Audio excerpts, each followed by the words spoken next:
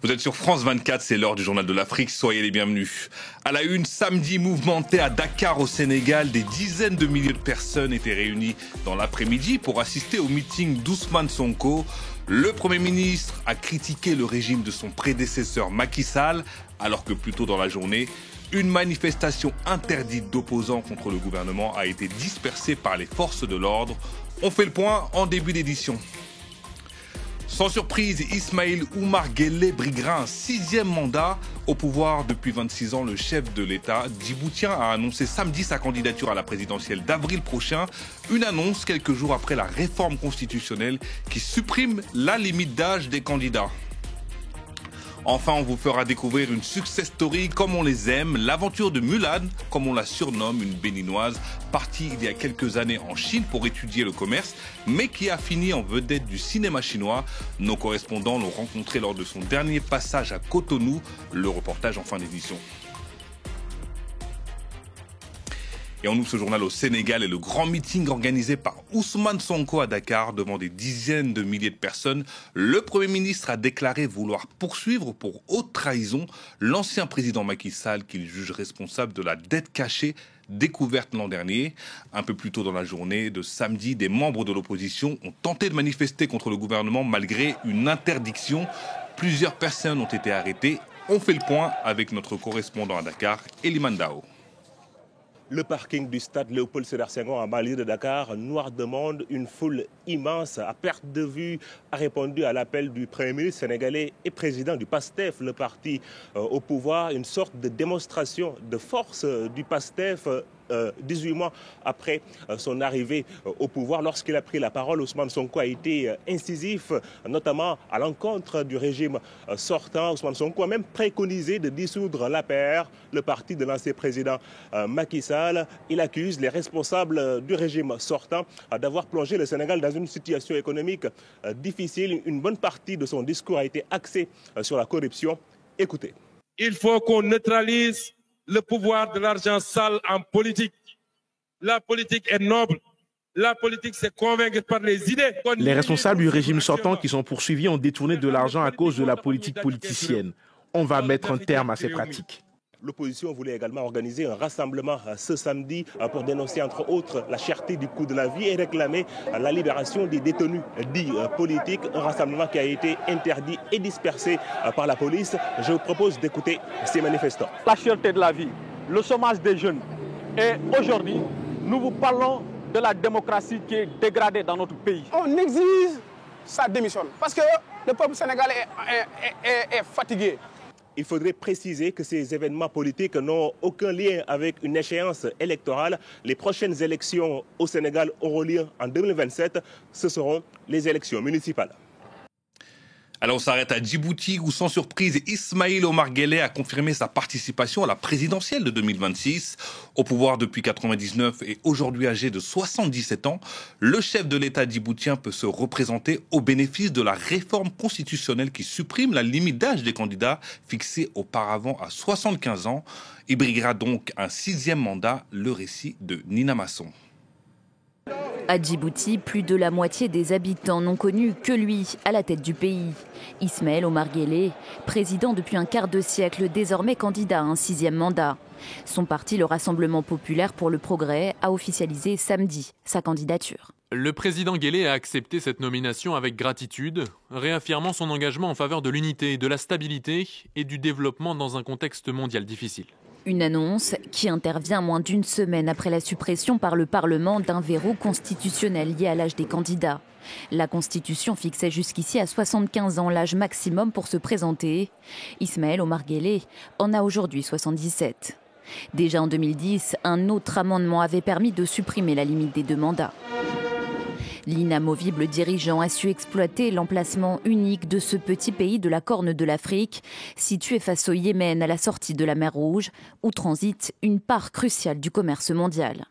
Une position stratégique qui attire aussi les grandes puissances. Plusieurs bases militaires américaines, françaises ou encore chinoises cohabitent sur ce territoire d'à peine 1 million d'habitants. L'opposition, elle, dénonce un système verrouillé. Selon Reporters sans frontières, la liberté de la presse y est parmi les plus restreintes au monde.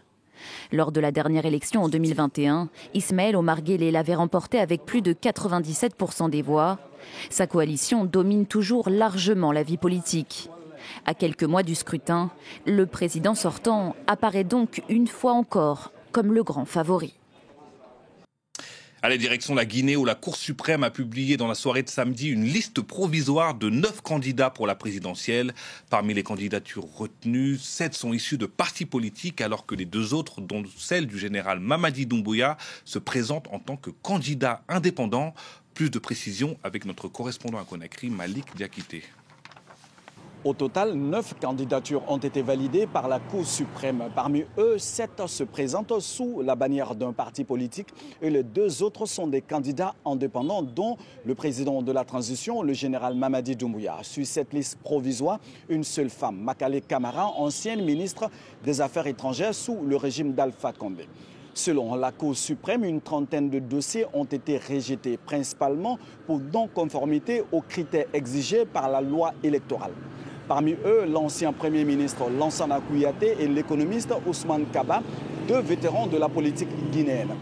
Ces candidats ont 72 heures pour contester la décision de la Cour suprême de Guinée.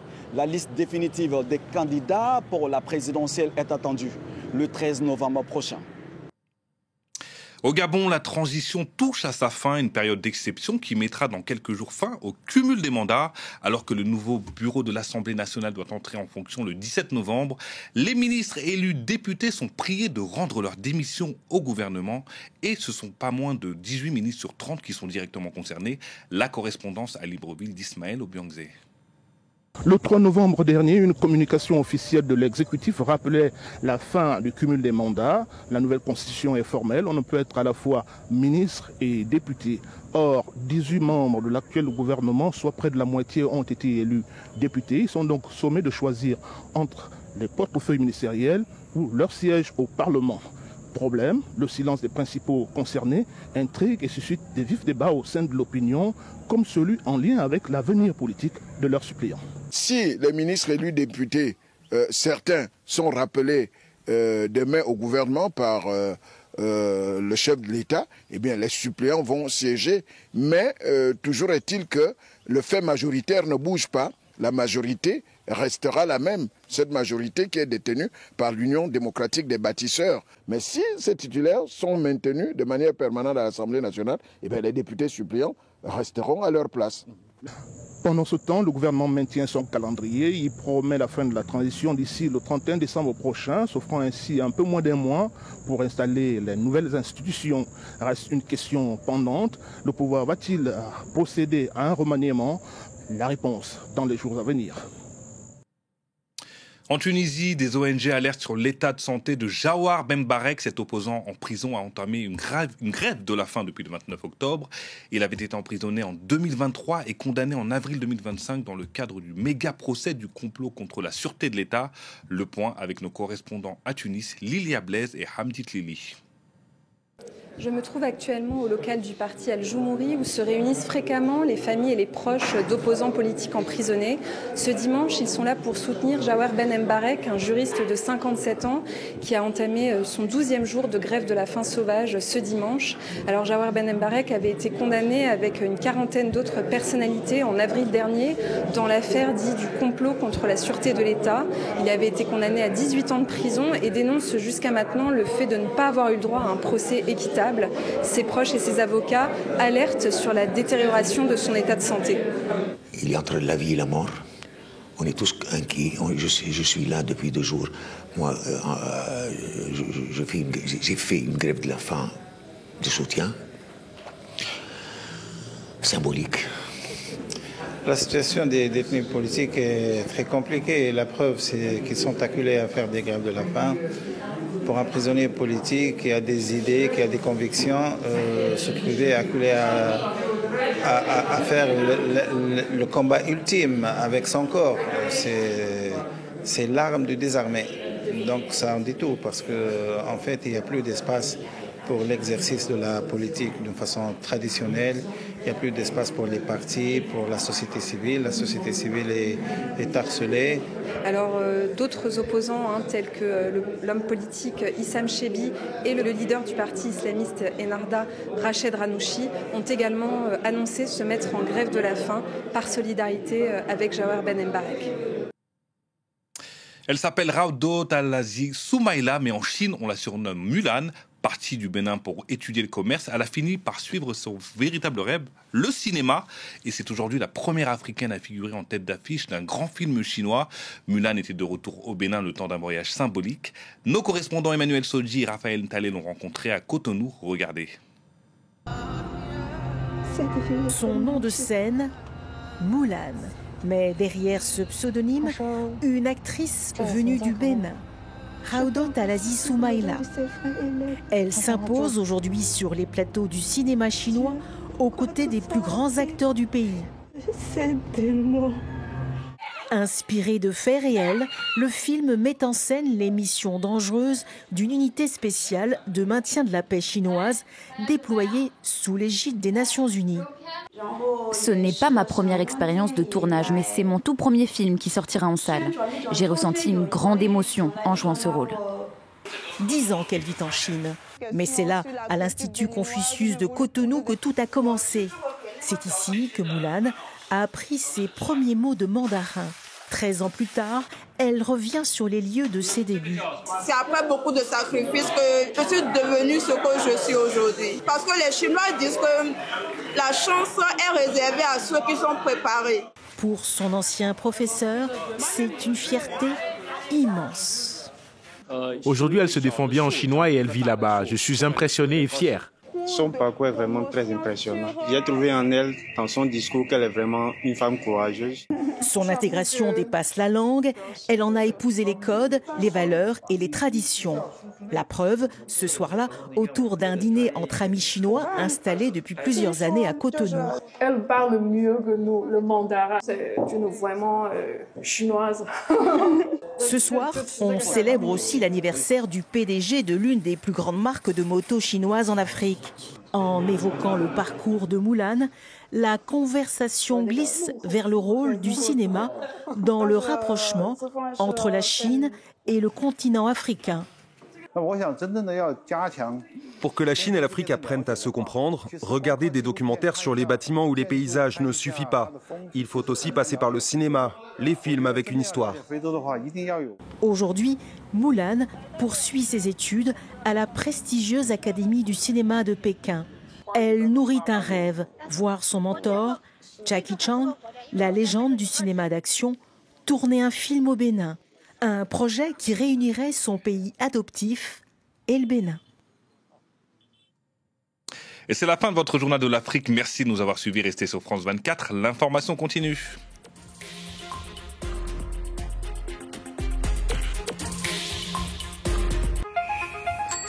On est rue de Rivoli à Paris, une des artères autrefois les plus encombrées de la capitale française et qui fait désormais la part belle au vélo.